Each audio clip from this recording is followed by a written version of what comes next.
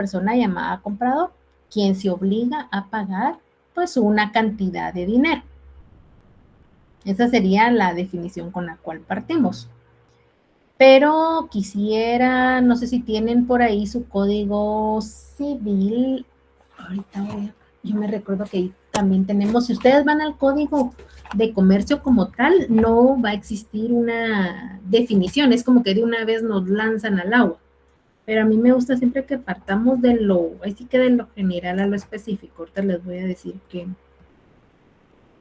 así, leamos el artículo 1790 del Código Civil, por favor.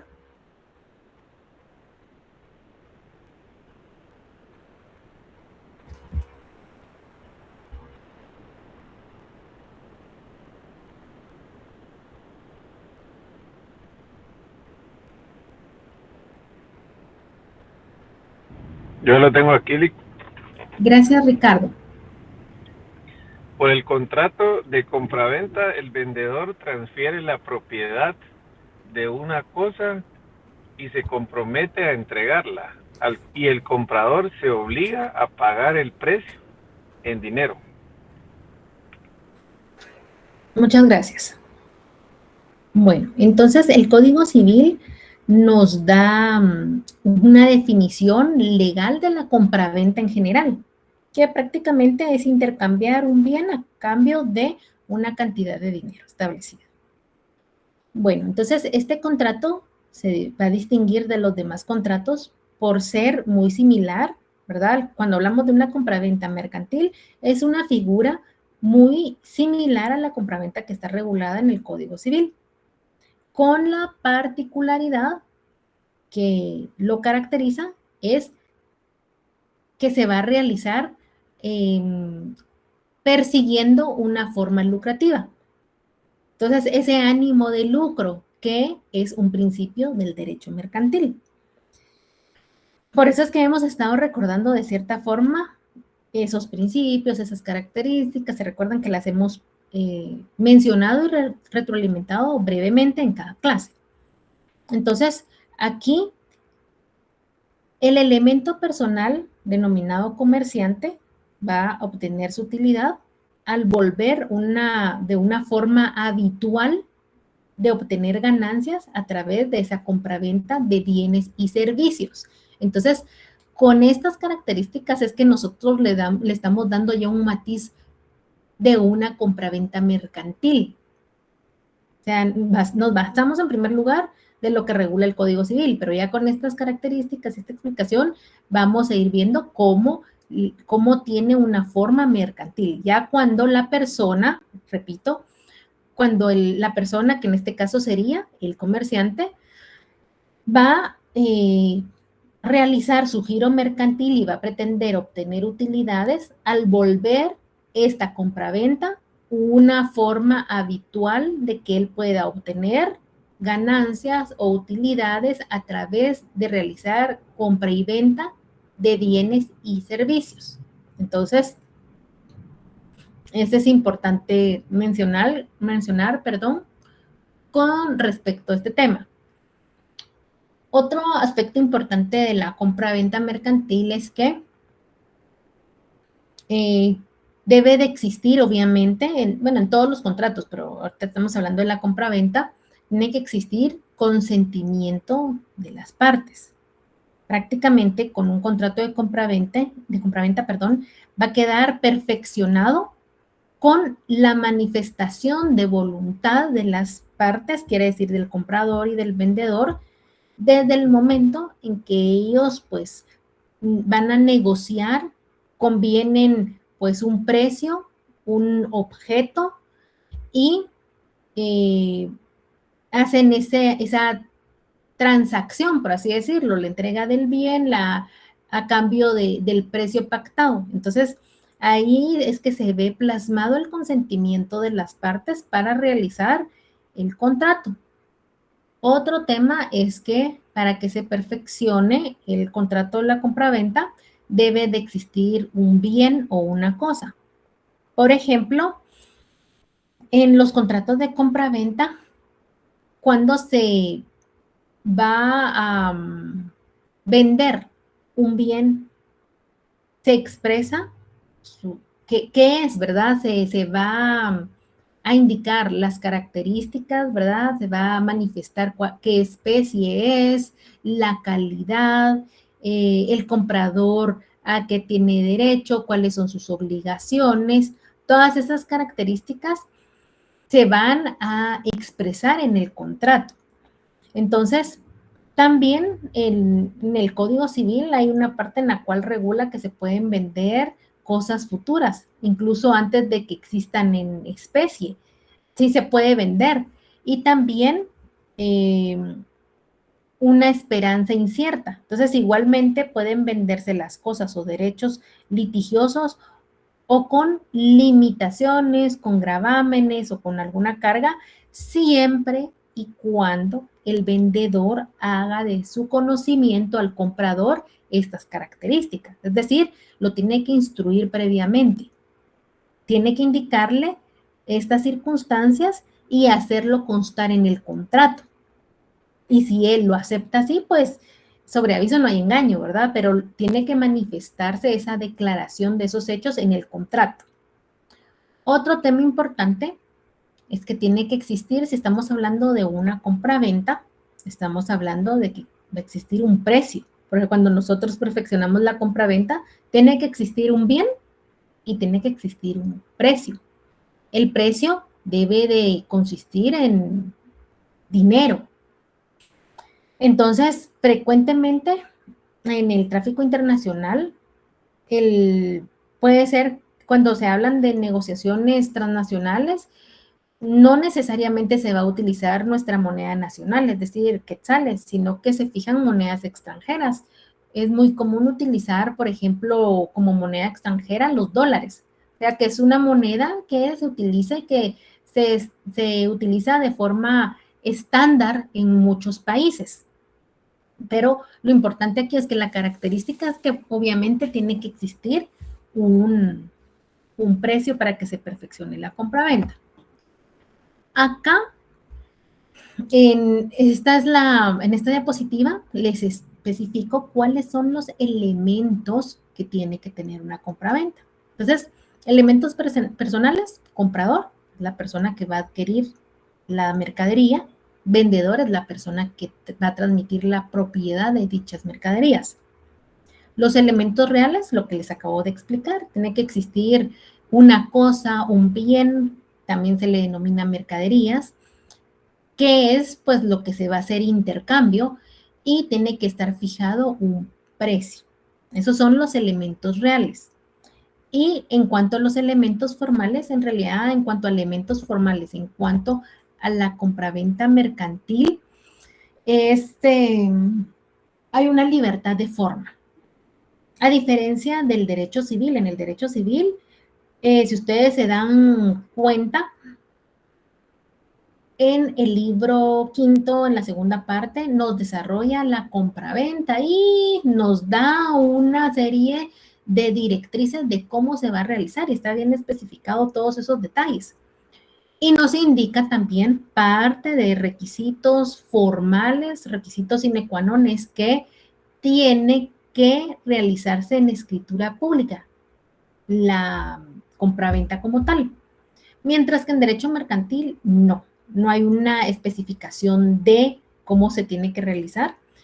Lo que en la práctica se realiza y que es algo muy, muy común en derecho mercantil y en la mayoría de contratos, me atrevo a decir un 80% de los contratos, es que se realizan en documento privado, es decir, en un documento privado, ustedes y yo pactamos algo, como un contrato plurilateral, por ejemplo, ¿verdad? Hay bastantes partes en el contrato y resulta que lo que nosotros pactamos, eso es ley. Es nuestra declaración de voluntad. Pero ¿qué se hace para darle, pues, certeza, vamos a decirle, darle como reforzar ese contrato y también elevarlo a título ejecutivo? Pues entonces se legalizan las firmas. Eso es lo que se hace siempre.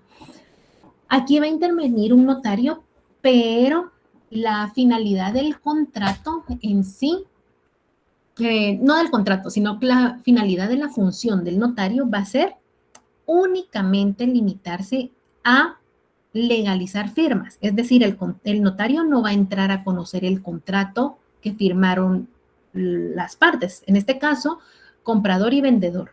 Yo no voy a entrar a conocer, que la cláusula primera, que la cláusula segunda. No, yo voy a hacer constar, voy a dar fe que la firma de Juan Pérez es la que puso en el contrato y voy a dar fe de que la firma puesta por Dominga López es la que está en el contrato. Porque yo como notaria puedo dar fe de las firmas puestas o de las firmas reconocidas en un documento y hago mi acta de legalización, que es muy sencilla, regulada en el artículo 55 del Código de Notariado, en la cual pues me voy a limitar a hacer mi pequeña acta que más o menos dice así: en la ciudad de Guatemala, el 17 de agosto del año 2026, como notaria doy fe que las firmas puestas en el contrato de compraventa de mercaderías eh, puestas por el señor Juan Pérez, quien se identifica con el documento personal de identificación 1952.300, 0101 y la identificación como es, ¿verdad? Y la firma puesta por la señora Dominga López, y también la identifico, es, identifico, según lo que regula el Código de Notariado, tengo que identificar dónde está calzando esa firma. Entonces indico dónde calza la firma, que los signatarios vuelven a firmar como señal de autenticidad. Entonces van a haber dos firmas, una puestas en el contrato, una y una de cada una de las partes, y quienes vuelven a firmar mi acta de legalización, doy fe, coloco las palabras ante mí, firmo, ¿sí? Y le estoy dando seguridad a este documento, pero yo me limito a ver firmas, según el artículo número 58 del Código de Notariado. Ahí mi función no es conocer ¿cómo se llama?, el fondo del contrato, sino que únicamente, pues, indicar que sí son las personas a las cuales se identifique. Entonces, eso es lo que se hace en la práctica. Y esto pues le da ya también la calidad de un título ejecutivo, porque recordemos que cuando pactamos en los contratos, pues al principio pues todo es color de rosa, todo está bien. El problema es cuando viene un incumplimiento en un futuro. Entonces, al formalizar el contrato de forma pues escrita, quiera que no, nosotros estamos realizando pues una prueba preconstituida que nos puede servir en un litigio en un futuro. Puede ser, por eso es bien importante. Bueno, entonces en teoría yo como notaria solo legalizo las firmas. En la práctica, la verdad es que hay personas que si llegan, ¿verdad?, a la sede notarial y que nos piden a los notarios, bueno, yo quiero hacer un documento privado.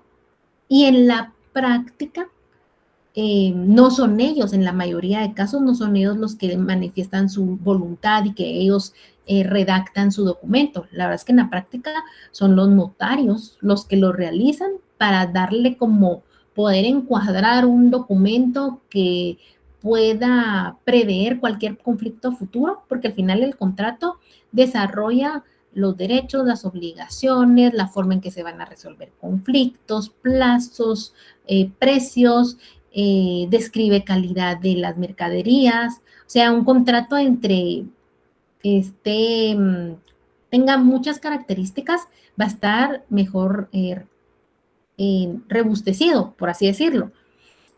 Y ya con la legalización de firma, pues obtenemos un título ejecutivo. Entonces, en la práctica, la verdad es que es el notario o el profesional el que lo redacta, a veces tienen formatos, se personaliza de acuerdo a la necesidad de las partes. Es parte de lo que debo pues yo explicarles. Bueno, entonces en esta diapositiva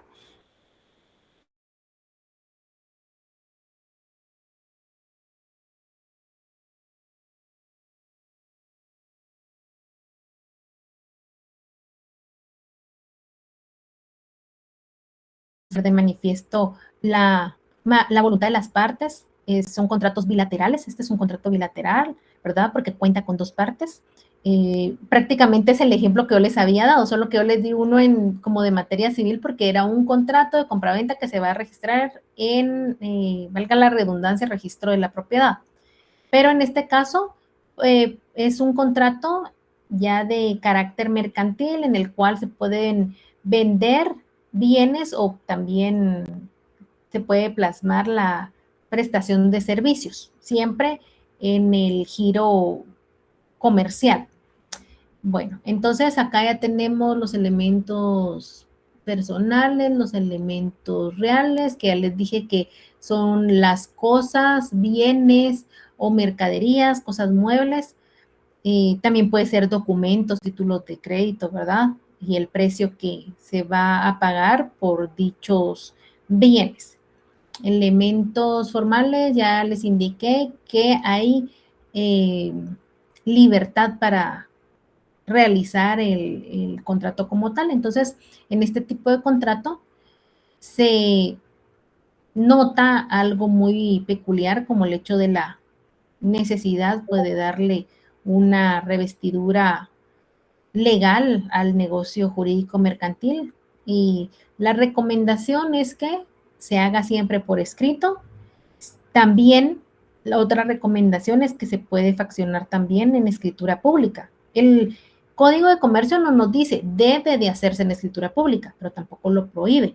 Entonces, para darle mayor fortaleza, mayor seguridad, puede realizarse en escritura pública, se puede plasmar la voluntad de las partes, pero ahí eso depende de ellos. Ahí sí que es un tema que queda a la discreción de cada uno de las partes, cómo se va a perfeccionar el contrato. Ahora voy a cambiar la diapositiva. La función es transferir la propiedad de mercancías. Las características, que es un contrato bilateral, ya les dije, tiene dos partes, el vendedor, el comprador, y se van a transferir derechos y obligaciones para ambas partes. También, pues, es un contrato oneroso, ya que la prestación de una de las partes tiene como contrapartida otra prestación. También es conmutativo porque las partes saben desde el momento en que se va a celebrar el contrato cuál va a ser el alcance de sus derechos y también cuál va a ser el alcance de sus obligaciones.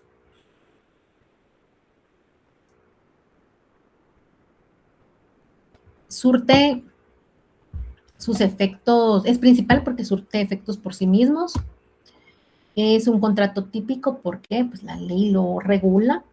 Nosotros, si nos vamos al Código de Comercio, encontramos del artículo 695 al artículo 706 la regulación de la compraventa mercantil. Entonces, es un contrato típico.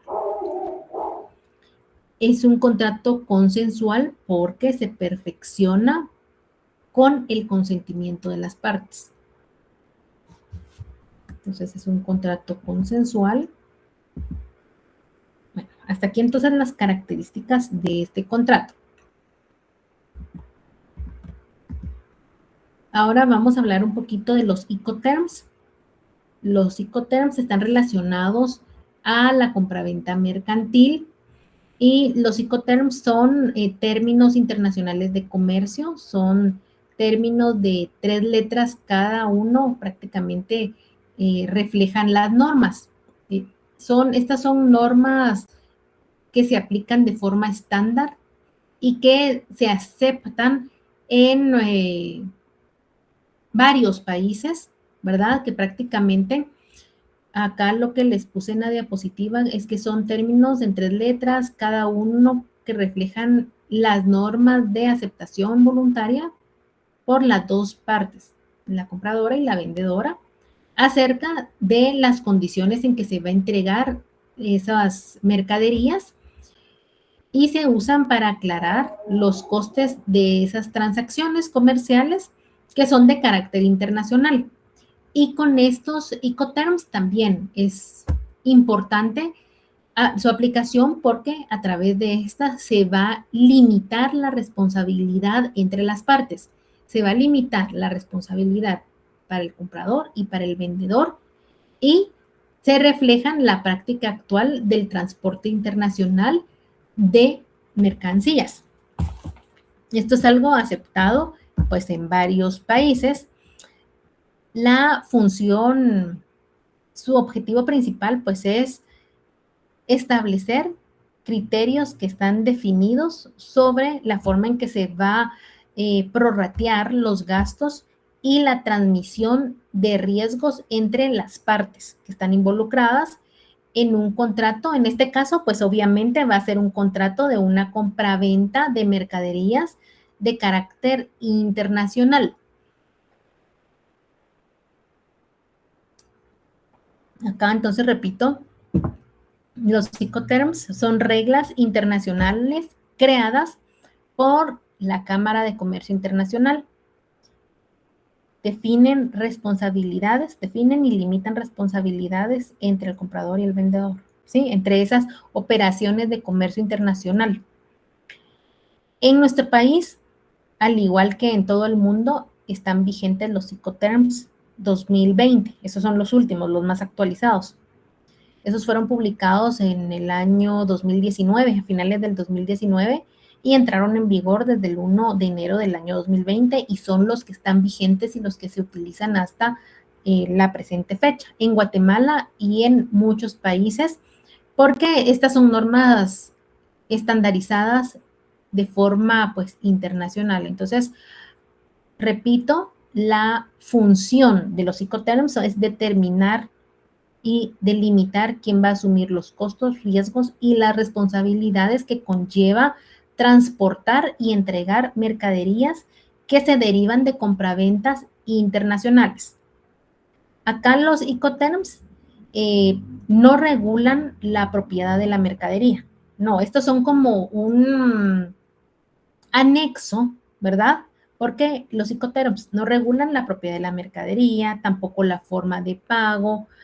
No, este es un agregado al contrato de compraventa mercantil. Eso es. Entonces acá les quiero explicar como los más importantes y los que se utilizan o los que están regulados en el código. No todos los Incoterms están regulados en el código y eso no significa que porque no están regulados no se aplican. No, estas son, recordemos que normas internacionales de aplicación pues en todos los países. Entonces vamos a ver el primero, que es el FAS. Estas siglas, repito, están en inglés. Su denominación está en anglosajón y aquí yo les tengo una diapositiva cuál es la traducción. Entonces aquí el FAS es franco al costado del buque. Entonces cuando los vayamos leyendo vamos a comprender en qué consiste cada Incoterm. Vamos a leer, por favor. Ahí ustedes me van apoyando, que sea voluntaria su participación. Vamos a leer el artículo número 698. Ah, no, primero, por favor, leamos el artículo. Ahorita les digo.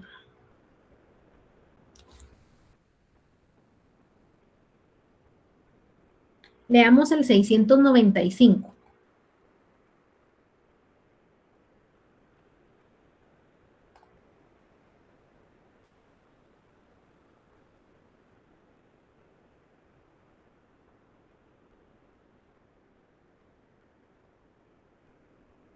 El Código de Comercio. Ay, no me había dado cuenta que había apagado mi cámara, creo que cuando cambié la presentación.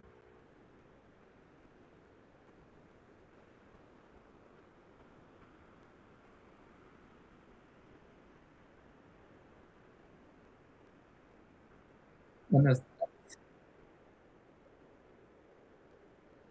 Sí, por favor.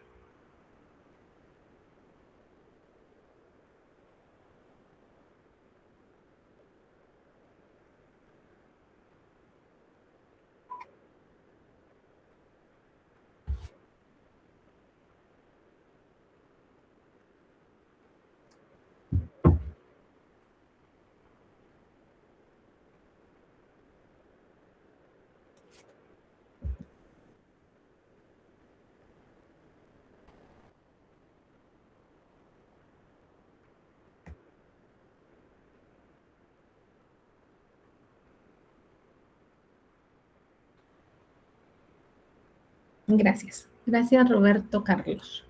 Bueno, estos artículos los vamos a retroalimentar, por favor, en esos espacios que ustedes dediquen para estudiar.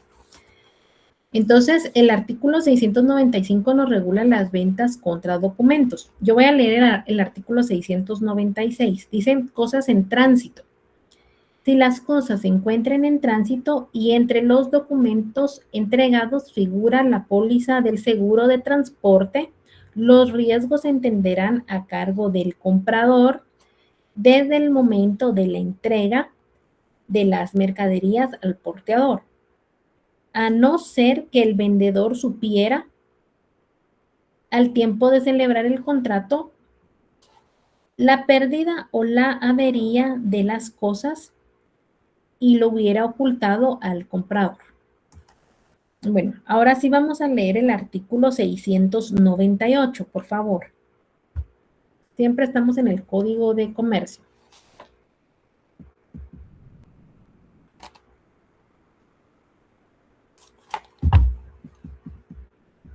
Lo voy a leer. Gracias. En las ventas, al costado del buque o vehículo FAS se aplicará el artículo anterior, con la salvedad de que el vendedor cumplirá su obligación de entrega, al ser colocadas las mercancías al costado del buque o vehículo, y desde ese momento se transferirán los riesgos. Gracias, Fernando. Bueno, entonces ahí nos está describiendo. Cada Icoterm nos describe hasta dónde llega la responsabilidad del comprador y hasta qué momento, en qué momento asume él, hasta qué momento llega la responsabilidad del vendedor y en qué momento ya asume la responsabilidad del comprador. Entonces, este artículo 698 nos indica a un costado del buque FAS. Bueno, entonces aquí el vendedor va a entregar la mercadería en el muelle. En el muelle que se pactó, ¿verdad? Del puerto de carga convenido. Y esto va a ser al lado del buque o del barco. El Icoterm Fast es propio de mercancías de carga a granel o de carga voluminosa, porque se depositan en terminales del puerto especializadas que están situadas en el muelle. Entonces, en ese apartado específico de este tipo de cargas es que va a estar situado y ahí es que se va a colocar a un costado del barco. El vendedor es responsable de las gestiones y costes de la aduana de exportación. El Icoterm Fast solo se utiliza para transporte en barco, ya sea marítimo o fluvial. Entonces, este es un Icoterm que se utiliza solo en vía marítima o fluvial. Ahora vamos con el siguiente, que es el FOB. El FOB, aquí en pantalla les tengo la descripción. Aquí este es otro Icoterm. Y el vendedor entrega la mercancía sobre el buque. O sea, prestemos atención, ¿verdad? Cuando uno lo lee la primera vez, si no ponemos atención, uno es un poco confuso. Pero lo que tenemos es prestar atención dónde es que va a ser la entrega el vendedor. Esa es la clave de que podamos entender cada Icoterm.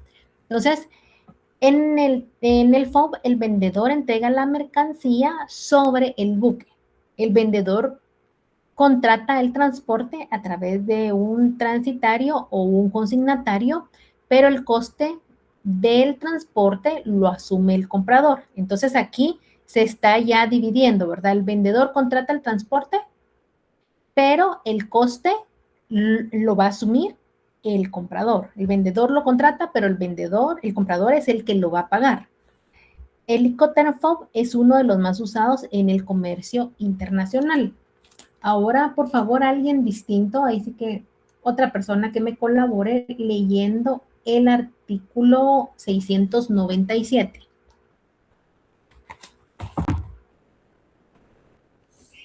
Buenas tardes, licenciada, le doy lectura. Buenas tardes, gracias. Libre a bordo FOB. En la venta libre a bordo FOB, la cosa objeto del contrato deberá entregarse a bordo del buque o vehículo que haya que haya de transportarla, en el lugar y tiempo convenidos, momento a partir del cual se transfieren los riesgos al comprador. El precio de la venta comprenderá el valor de la cosa, más todos los gastos, impuestos y derechos que se causen hasta el momento de la entrega a bordo al portador. Gracias. Entonces, este artículo también lo vamos a ir a repasar a detalle despuesito.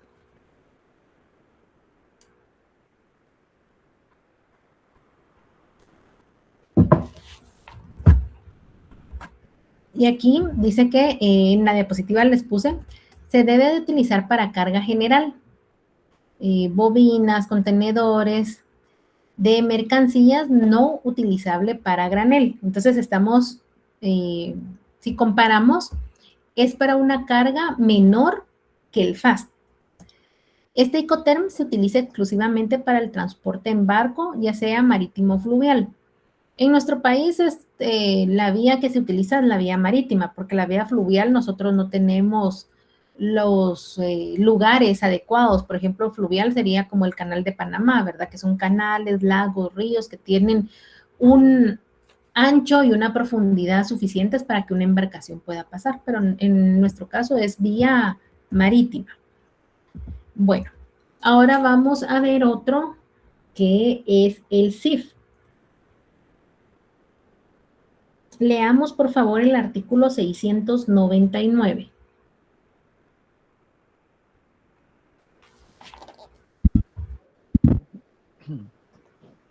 Con gusto. 699, ¿verdad? Sí, 699. Costo seguro y flete CIF. En la compraventa. Costo seguro y flete CIF. El precio comprenderá el valor de la cosa más las primas del seguro y los fletes, hasta el lugar convenido para que sea recibido por el comprador. Gracias. Bueno, entonces, CIF, coste seguro y flete, puerto de seguro convenido. Entonces, el vendedor se hace cargo de todos los costes, incluidos el transporte principal y el seguro, hasta que la mercancía llegue al puerto de destino. Entonces, si se dan cuenta, este incluye un poco más. Aunque el seguro lo ha contratado el vendedor, el beneficiario del seguro es el comprador. Claro está, ¿verdad? Porque están asegurando la mercancía que están transportando. Entonces, repito, aquí el vendedor se va a hacer cargo de todos los costes. Se incluye el transporte principal y el seguro hasta que la mercadería llega al puerto de destino. Como el Incoterm anterior, que aquí en la diapositiva tengo otro, el riesgo se transfiere al comprador en el momento que la mercadería se encuentra cargada en el buque, en el país de origen. El Incoterm CIF es uno de los más utilizados en el comercio internacional porque las condiciones de un precio CIF son las que marcan el valor en aduana de un producto que se importa. Se debe de utilizar para carga general o convencional. Este Incoterm es utilizado exclusivamente en el medio marítimo. Ahora bien, en el Código de Comercio sí regula cuáles son las obligaciones del vendedor y cuáles son las obligaciones del comprador. Alguien que me apoye leyendo el artículo número 700. ¿El Código de Comercio, licenciada? Sí, Jacqueline, gracias. Obligaciones del vendedor. El vendedor en la compraventa se entenderá obligado, 1, a contratar y pagar el transporte en los primeros convenidos y en los términos convenidos y a obtener del portador mediante el pago del flete, el conocimiento del embarque o carta de porte específico, respectivos, a pagar un seguro por el valor total de la cosa objeto del contrato a favor del comprador o de la persona por este indicada, que cubra los riesgos convenidos o falta de convenio, los usuales, y a obtener del asegurador la póliza o certificado correspondiente. Tercero, a entregar al comprador o a la persona que consigne los documentos o que este artículo se refiere. Gracias. Gracias, Jacqueline. Bueno, cuando nosotros leemos o escuchamos el porteador, que está regulado aquí en el Código de Comercio a partir de la compra-venta, cuando el legislador consigna ese porteador, el porteador, cuando hablamos de en el comercio exterior, también se conoce como el transportista o el carrier. No sé si ustedes lo han escuchado de cualquiera de las dos formas, está correcto. Entonces, el porteador va a ser una persona natural o una persona jurídica que es la que asume la obligación legal de trasladar la mercadería de un punto a otro, a cambio, obviamente, de un pago, que el pago va a ser el flete. En este caso va a ser por vía marítima, pero cuando hablamos de porteador en general puede ser por vía marítima, por vía terrestre o por vía ferroviaria también.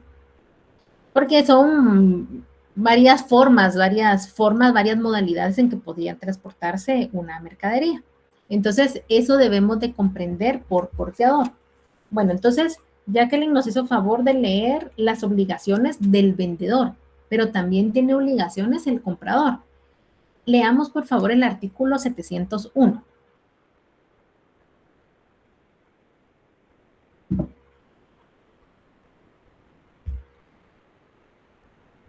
Buenas tardes, licenciada. Buenas tardes. Artículo 701, obligaciones del comprador CIF.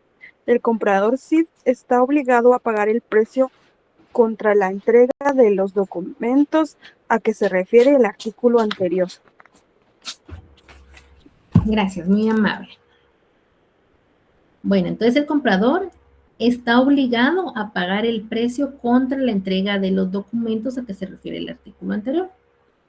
El artículo número 702 nos regula el riesgo de la compraventa CIF. Dice que los riesgos en la compraventa CIF se transmitirán al comprador desde el momento en que la cosa objeto del contrato haya sido entregado al porteador. La vigencia del seguro deberá iniciarse desde ese momento. Es decir, aquí nos está indicando desde qué momento es que va a tener efectos jurídicos el seguro. Entonces, por eso nos indica aquí, ¿verdad? Seguro incompleto. Ahora, con respecto al artículo 704, nos indica pues que en las ventas costo y flete, que estas CF se nomina, se aplican las disposiciones de la venta CIF, con excepción de las relativas al seguro, es decir, aquí no aplicaría el tema del seguro. Y el artículo número 705 nos regula que las cosas embaladas, en toda compraventa mercantil, el comprador que recibe cosas embaladas, es decir, aquellos objetos que seguramente por ser frágiles, por la naturaleza que tienen, vienen envueltos en empaques especiales para proteger esa fragilidad que puede tener, podrán reclamar los defectos de cantidad o de calidad de la mercadería o sus vicios dentro de los 15 días siguientes a la recepción. Entonces, ese es un plazo, el primer plazo que estamos viendo dentro de este capítulo. Podemos, por favor, marcarlo con el color que ustedes utilicen para marcar plazos. Bueno, entonces prácticamente acá estamos desarrollando pues desarrollamos ahorita los Incoterms, los más utilizados, los que están regulados aquí en el Código del Comercio.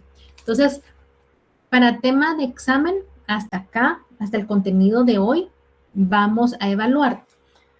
En esta diapositiva yo tenía otros psicotemas, pero ustedes repásenlos, pero los más relevantes son los que vimos que están en el Código de Comercio. Vamos a dejar el contenido hasta acá el día de hoy y vamos a empezar a platicar con respecto a la otra semana, porque si ya termino después, ya apenas si corto la sesión y ya entro tarde a la otra. Bueno,